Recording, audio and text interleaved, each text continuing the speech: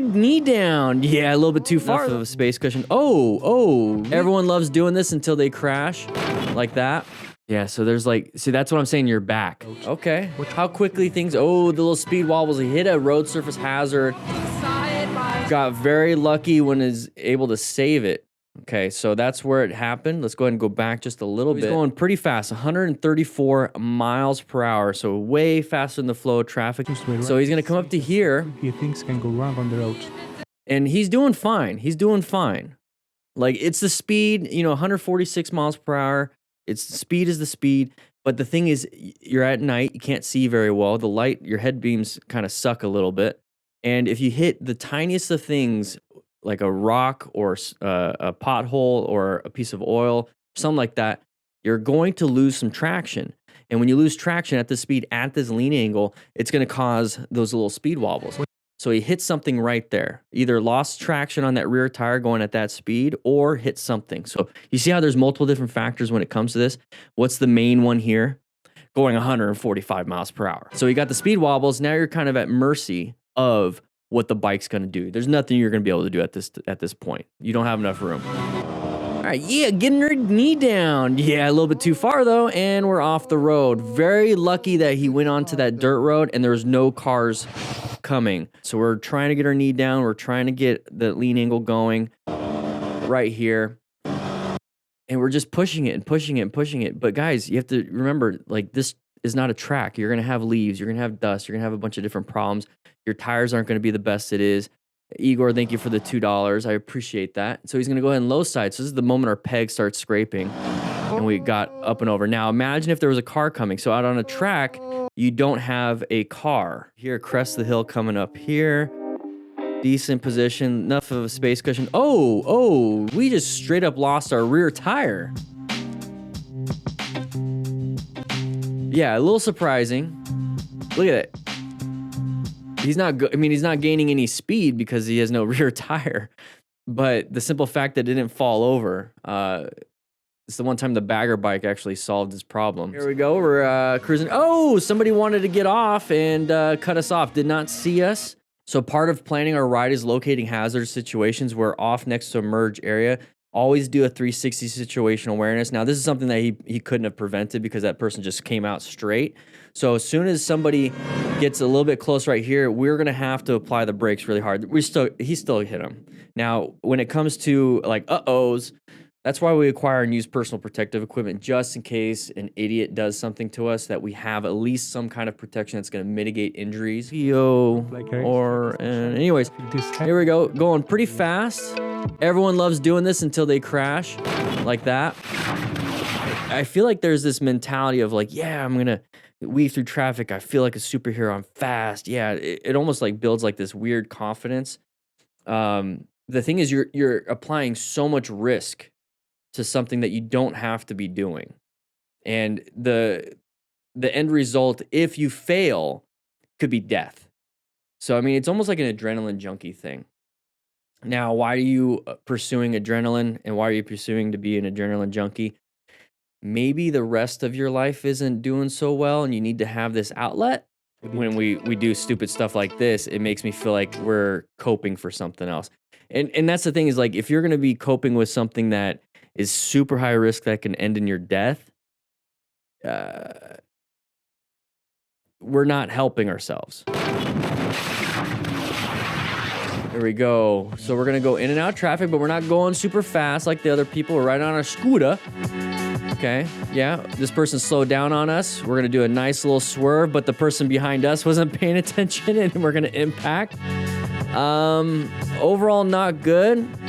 Uber drivers or Uber Eats are fighting for that next delivery. All right, here we go. G-Force Jacks. We have headlights in our lane. You see how he went over to fight? Who the F are you for blowing your horn at? You crossed the double yellow on your arm. So he finally switched over. You see how he fought for the lane? So we were originally in the middle of the position. I don't like this. Guys, don't be doing this stupid stuff. You're going to lose. If they're not paying attention and they're going to hit you, you're going to lose. So the whole point of plan is position for safety, locate hazard situations, assess relevant threats, and navigate active ones. We see a hazardous situation. We have headlights facing us in our lane. Is it a relevant threat? It's in our lane. How do we navigate into a new position for safety?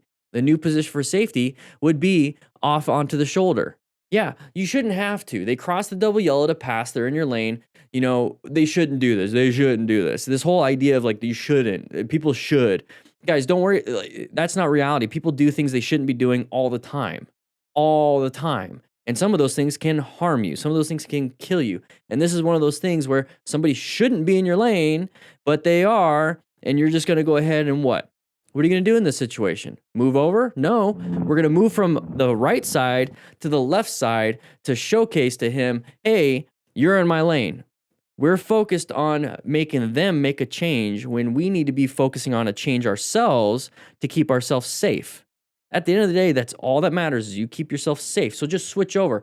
I get it. The initial feeling of anger, the initial feeling of they shouldn't be doing this. I'm going to do something about it and teach them a lesson. Stop right there. Be like, they shouldn't be doing this. I want to teach them a lesson. I need to get myself into a new position for safety. Simple as that. You'd be surprised how many accidents and close calls you will get away from and you won't even have if you just have this mentality of just moving away and letting it go. And guess what? That's a lot when it comes to life. And it's tough. I get it. But we're over here fighting. Now we're in a position for safety. Was likely distracted and slammed into him with full force.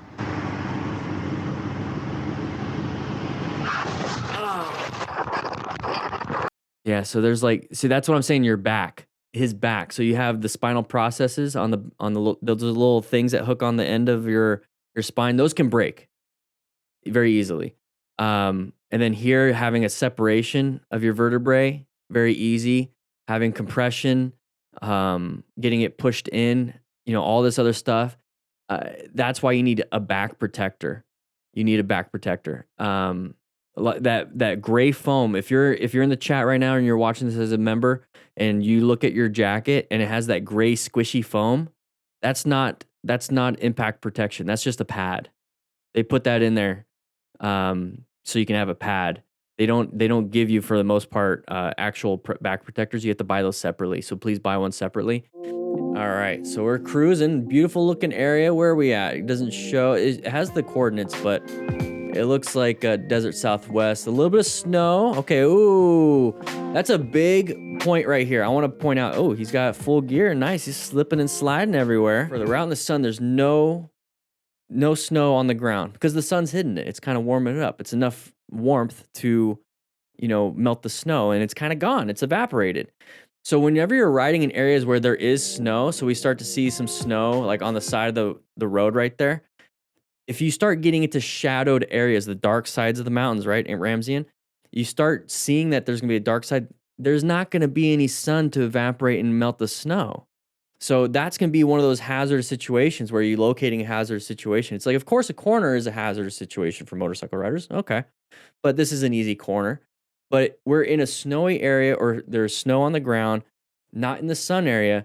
Be aware that when you get to the shadows like this, you see how all the snow is still there? Pretty common idea, right?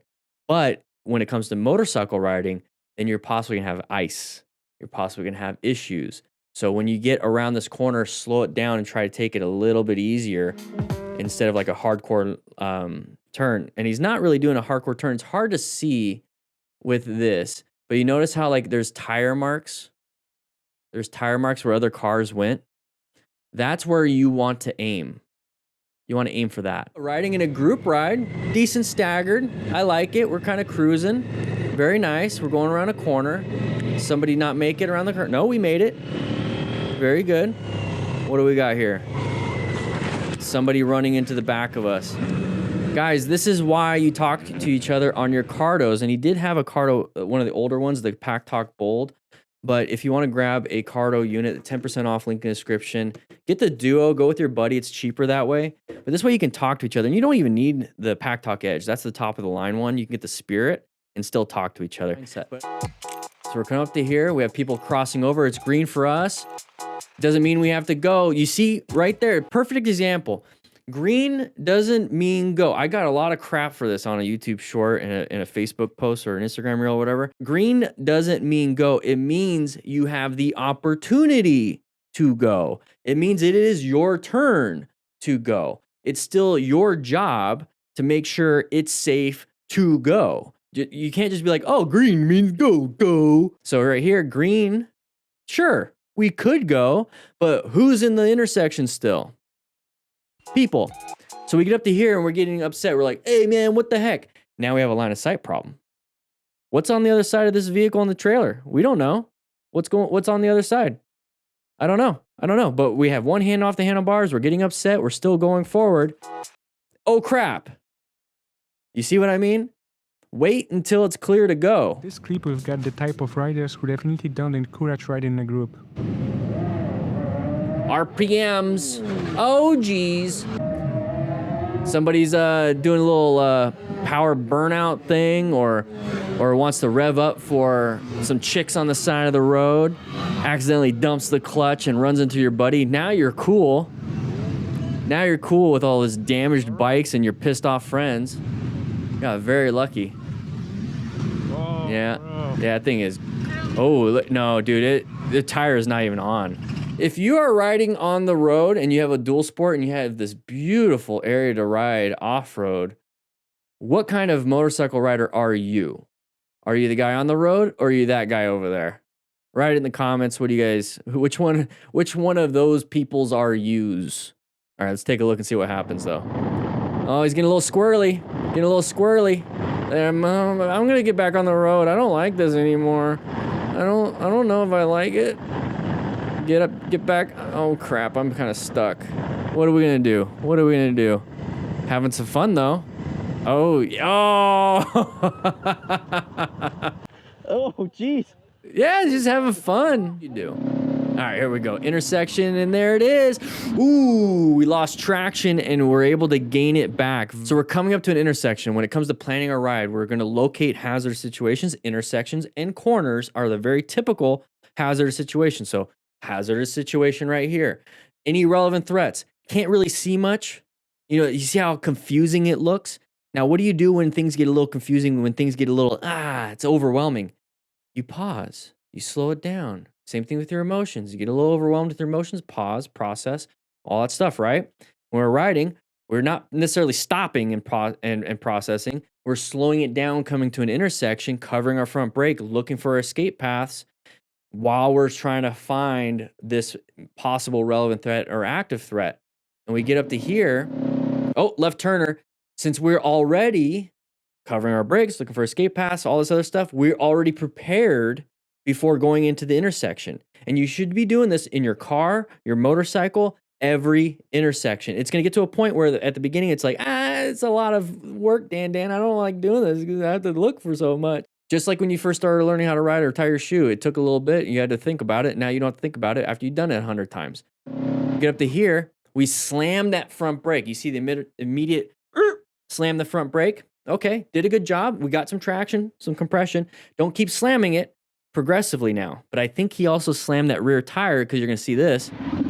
That rear tire slide. Look, you see the shadow.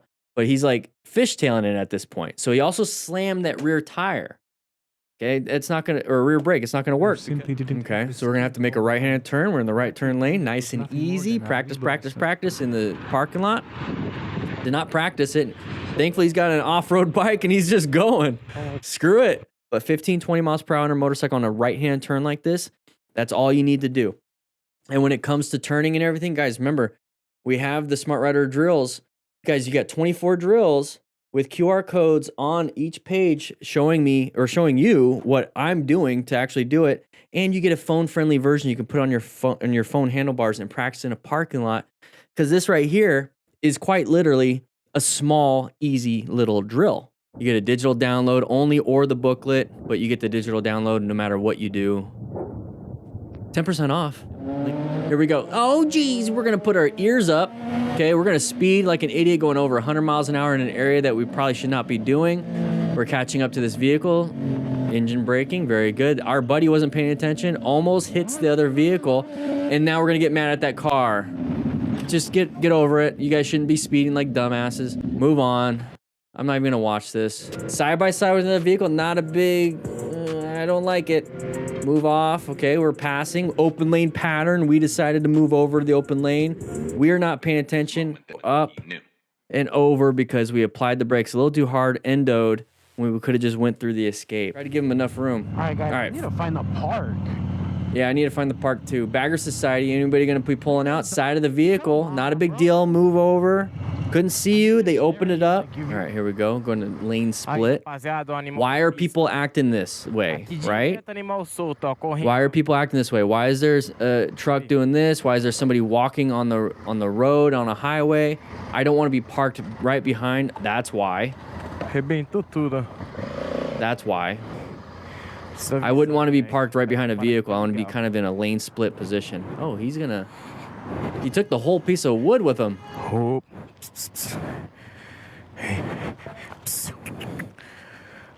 Wow.